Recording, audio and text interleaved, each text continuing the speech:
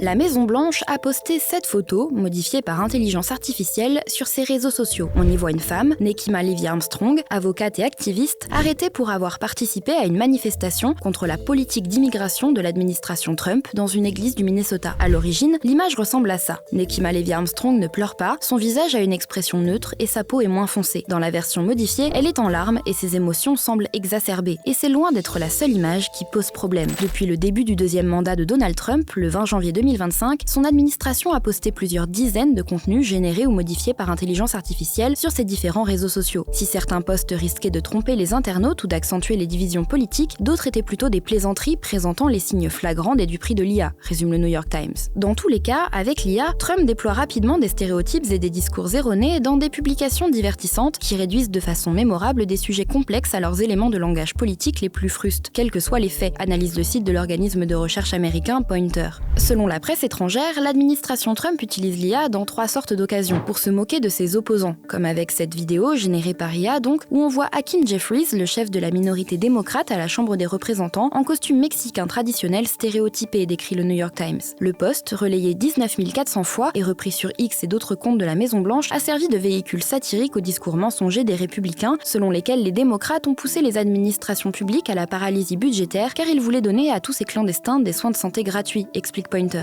Défendre sa politique et ses idées. Par exemple, cette illustration imitant le style du studio d'animation japonais Ghibli, représentant un agent de l'ICE, la police de l'immigration, arrêtant une femme. Une image de lui au sommet d'une montagne à côté d'un drapeau canadien, ce qui réitère sa suggestion que le Canada devienne le 51e État des États-Unis. Ou encore, cette vidéo qui a fait beaucoup réagir, censée représenter le Gaza de Trump, une version futuriste du territoire ravagé par la guerre et réinventé en paradis balnéaire au centre duquel trône une statue dorée de Trump, décrit le New York Times. Flatter sa propre personne. Trump en pape, en roi, en super-héros ou tenant la main d'un manchot après qu'il a acheté le Groenland, des dizaines de photos générées par IA montrent le président américain dans des situations très favorables mais fictives. Au moins un autre chef d'État a remarqué l'autocongratulation générée par l'IA de Trump, écrit Poynter. C'est le premier ministre israélien Benjamin Netanyahou qui a posté une image de Trump recevant le prix Nobel de la paix après le succès des négociations entre Israël et le Hamas qui ont abouti à un cessez-le-feu et un plan de paix. Quant à savoir pourquoi le président américain et son administration publient des contenus générés par IA plutôt que de véritables images, Poynter explique. Les posts produits par IA servent le même objectif que de nombreuses autres publications de Trump. Ils galvanisent sa base et font oublier d'autres sujets au grand public, d'autant plus que l'IA démultiplie ses capacités de communication en fournissant des visuels hyper réalistes de situations qui n'existent pas, pointe encore l'organisme de recherche. Leurs productions sont prêtes plus rapidement et elles ont en plus une grande probabilité de devenir virales, ajoute Politico. Bref, l'IA a tous les avantages que la communication de la Maison-Blanche pourrait souhaiter. D'ailleurs, elle assume et revendique. À la suite d'interrogations sur l'usage que Trump fait des images produites par IA, la Maison-Blanche a répondu qu'elle s'inscrivait dans une stratégie efficace sur les réseaux sociaux. Aucun dirigeant n'a utilisé les réseaux sociaux dans sa communication directe avec les citoyens américains de manière aussi créative et efficace que le président Trump, a déclaré Liz Huston, la porte-parole adjointe de la Maison-Blanche, dans un communiqué envoyé par mail, rapporte le New York Times.